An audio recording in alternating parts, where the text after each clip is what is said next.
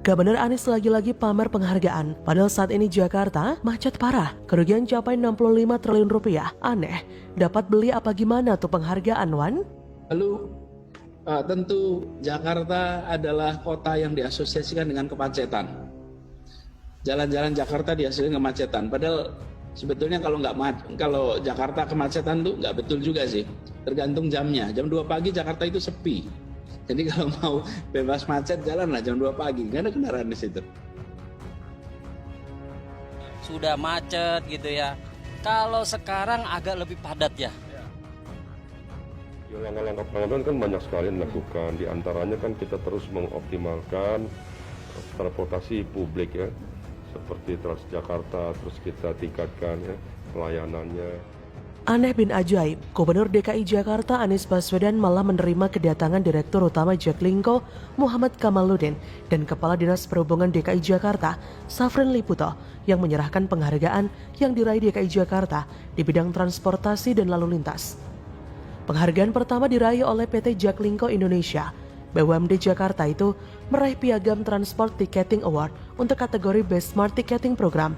Selanjutnya, TomTom Traffic Index memberikan piagam kepada Dinas Perhubungan DKI Jakarta. Penghargaan diberikan karena Jakarta keluar dari 10 besar kota termacet dunia. Aneh, bagaimana mungkin wilayah dengan tingkat kemacetan terparah mendapatkan 2 penghargaan di bidang lalu lintas sekaligus? Selain itu, bukannya sudah jelas bahwa wilayah DKI Jakarta keluar dari peringkat 10 kota besar termacet di dunia berkat adanya pandemi yang menyebabkan tidak adanya pengendara yang keluar atas kebijakan PSBB yang berlaku. Belum lagi kerugian yang disebabkan oleh kemacetan tersebut yang menurut saya aneh jika DKI Jakarta mendapatkan penghargaan di bidang tersebut. Jadi, tidaklah relevan memberikan penghargaan kepada Pemprov DKI sebagai Best Smart Ticketing Program dan penghargaan karena keluar dari 10 besar kota termacet di dunia. Terus kerugiannya gimana? Tuntas gitu aja setelah dapat penghargaan? Aneh. Selain itu Anies juga optimis Jakarta mampu menjadi kawasan rendah emisi pada 2030 mendatang. Halah Pret. Karena dilansir dari laman Okezon, Jakarta menjadi salah satu kota paling macet di Asia. Masyarakat pun diajak untuk memanfaatkan transportasi guna mengurangi kemacetan yang merugikan hingga triliunan rupiah setiap tahun. Di Indonesia, pengguna transportasi umum identik dengan kaum melarat alias kategori captive. Tidak ada pilihan moda lain.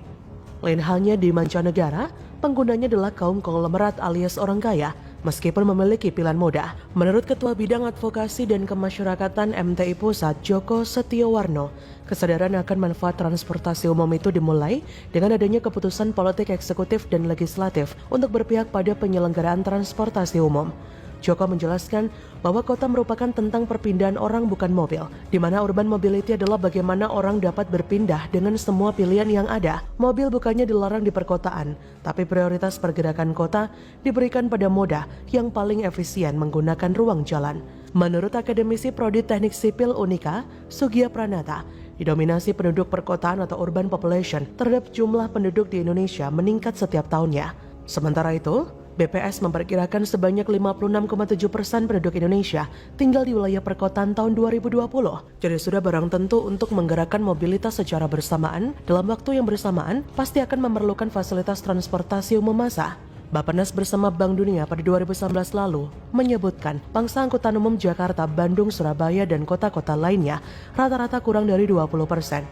Jakarta, Surabaya, dan Bandung masuk dalam kota termacet di Asia. Kota Jakarta menduduki peringkat 10 dengan 53% tingkat kemacetan dibandingkan kondisi normal atau tidak macet di kota tersebut. Keterbatasan sistem angkutan umum massal menyebabkan kemacetan yang akhirnya berdampak pada kerugian ekonomi. Akibat kemacetan, peningkatan 1% urbanisasi di Indonesia hanya berdampak pada peningkatan 1,4% PDB per kapita.